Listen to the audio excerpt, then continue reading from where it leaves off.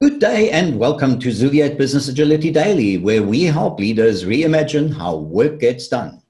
Today, I would like to discuss why every team should learn to swarm. But let me first take a step back.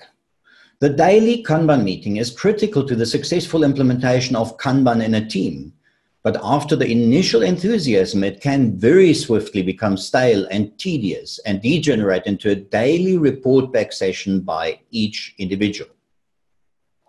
Brendan Watchko of HugeIO has developed a game called Ask Kanban that he calls the cure for stale stand-ups. It is deceptively simple in that it contains 10 questions that teams should ask during a Kanban meeting to improve the meeting as well as the general flow of work. If played regularly, it is a very powerful tool. To get more details, you can Google Ask Kanban game. I today want to take a closer look at one of the questions. What can we swarm? So what can we swarm today? In the typical team, everybody has their tasks assigned to them and they do them. But what is specific to Kanban is that we are saying we are not managing the people. We are managing the work. And with that, it just becomes logical that we as a team sometimes band together and swarm a specific task. It might sometimes be 2 or 3 people, and sometimes even the entire team. But what are typical candidates to be swarmed? The first one are columns with broken WIP limits.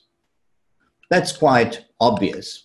Another one are columns that are generally bottlenecked, so that have often got too many tasks in them. And here it is important to note, in the daily stand-up, we are just going to say, how can we help to make these tasks work faster? We should, however, also make a note for our review meeting to say, what can we do on that? Do we need to assign more resources? Or do we need to actually change our workflow?